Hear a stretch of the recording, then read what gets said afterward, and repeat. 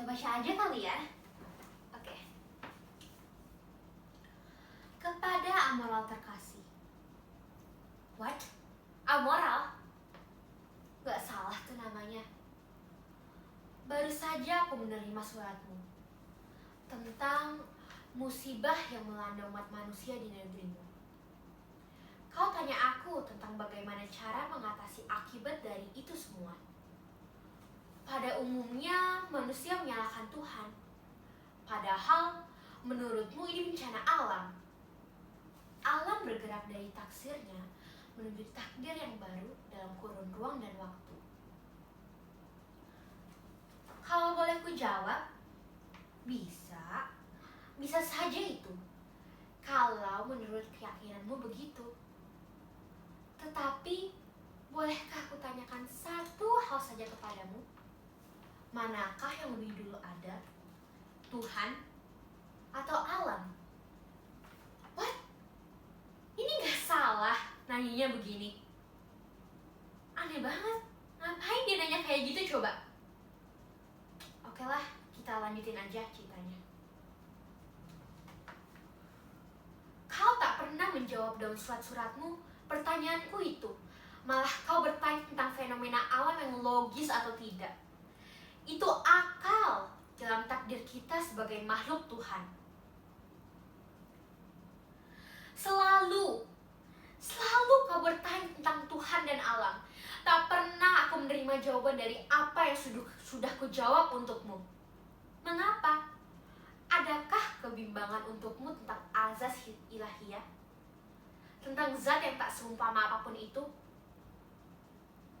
Adakah kau ketakutan dengan pertanyaanmu sendiri? Lalu mengapa kau tanyakan ini selalu padaku? Adakah kau tengah menguji aku? Kalau boleh kujelaskan, aku tak pernah meragukan atau bertanya apapun tentang Tuhan. Karena itu bukanlah hal yang harus diperdebatkan. Itu bukan hal yang akan menghambat kreativitas kita dan daya hidup kita sebagai makhluk hidup. Biar aku jelaskan sekali lagi.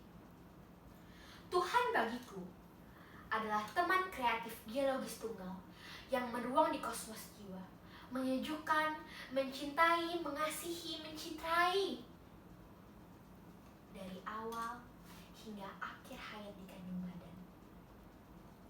Dan tidak akan kubiarkan secercah pun cahaya gelap mengganggu terangnya pelita pemberi harapan.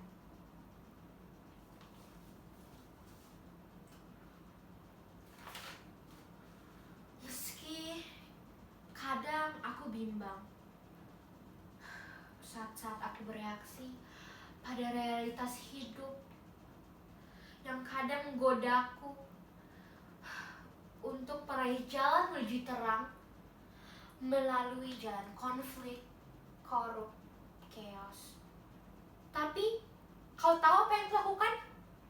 Aku menulis puisi, prosa, artikel-artikel, drama sekedar untuk menghindari birahi yang akan membawa luka ke dalam jiwaku. My dear amoral, aku tahu kau perlu dengar rencana. Itu adalah ihwal dari inti kebaikan. Kalau kau memang ingin berubah menjadi kebaikan yang kau maksud dalam surat-suratmu yang lalu kepadaku. Tapi bagaimana cara membangun upaya-upaya itu? Lalu juga pernah kubilangkan kepadamu, jadilah inti sejati dari akal sehatmu. Karena itu adalah awal dari citra realitas yang akan kau jalani kelak. Tapi kau malah bertanya lagi dengan panjang lebar. Antara lain, manakah yang lebih dulu? Mengapa manusia harus berinteraksi dengan alam dan lingkungannya? Mengapa tidak alam yang berinteraksi dengan makhluk hidup dan kehidupannya? Memang kadang bodoh pertanyaanmu itu. Tetapi ku jawab juga kan? Ya, itulah kewajaran, saling berinteraksi. Fadilah ilahiyah. Sejak pertanyaanmu yang kujawab seperti itu, kau tak pernah lagi bersurat kepadaku. Malah kau seperti hilang dalam gaib semesta. Amoral yang terkasih, di manakah engkau?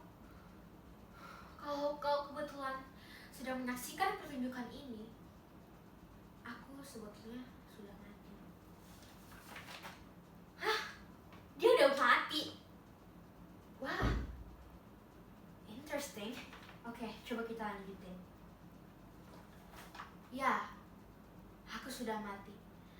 Karena aku ditinggalkan oleh teman sejawat yang selama ini memberi aku kehidupan lewat kata dan pertanyaanmu itu yang kadang menggelitiku untuk memberi jawaban. Karena aku mendapat hikmah. Aku mendapat hikmah dari kata dan pertanyaanmu itu.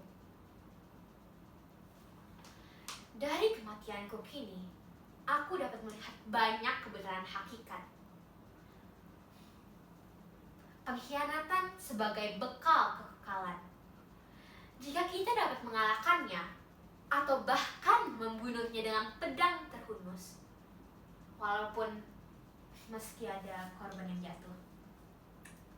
Barangkali itu ya yang disebut cinta terhadap sesama, membunuh pengkhianatan.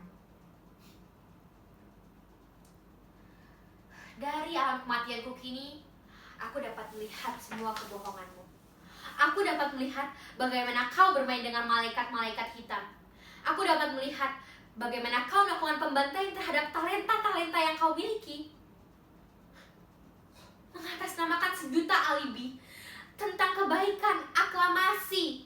Padahal kau membuat ruang-ruang berkelas.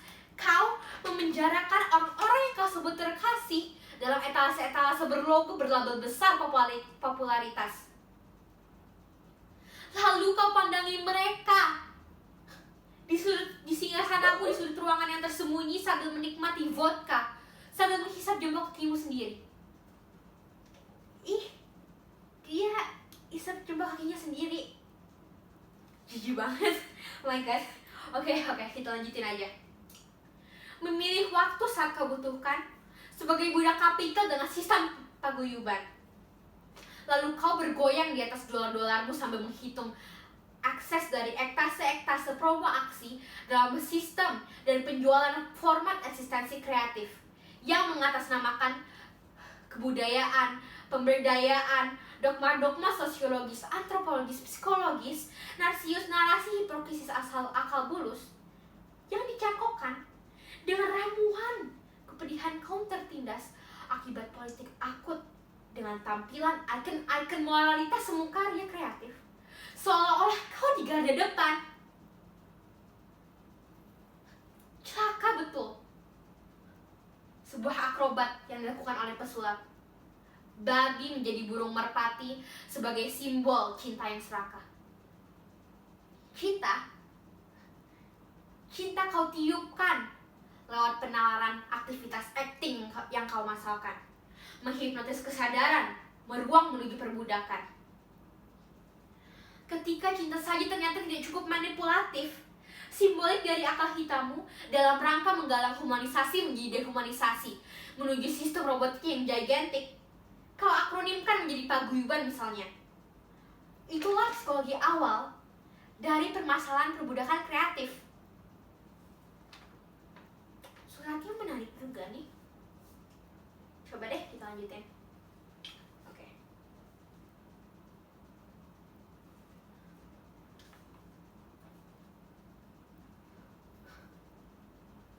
Sekarang aku dengan jelas dapat melihat apa yang disebut hati nuranimu.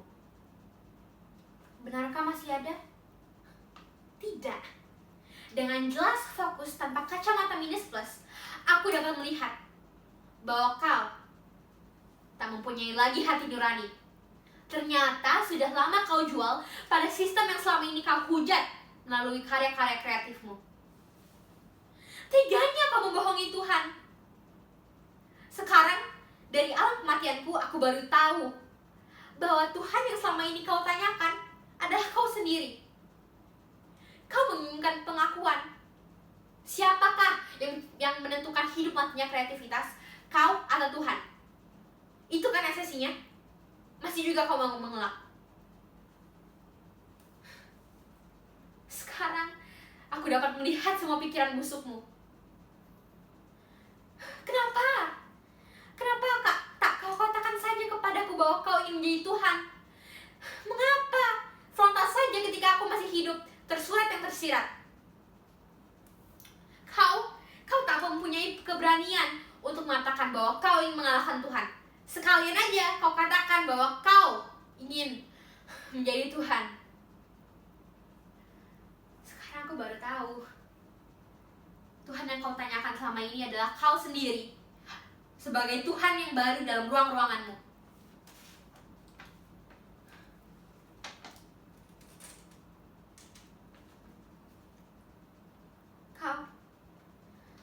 Kau biadab. Kau biadab. Menuhankan dirimu sendiri di atas kesedihan orang-orang yang kau sebut terkasih, tercinta. Kau hisap habis dari hidup orang-orang di ruang-ruangmu yang kau bilang kau buat dengan air mata dan darah. Padahal tipu daya. Tengoklah kemari, wahai kau makhluk amoral. Pandang aku, katakan aku pengkhianat, katakan apa saja tentangku. Tapi satu hal yang tak pernah kau lakukan adalah seperti yang kau lakukan, menuhankan dirimu sendiri di atas Tuhan. Ya Robi, ya kali kialah, sudah lama aku sebutkan namamu. Aku rindu, aku disesatkan, aku batu, aku neraka, aku dihipnotis oleh popularitas, aku dihipnotis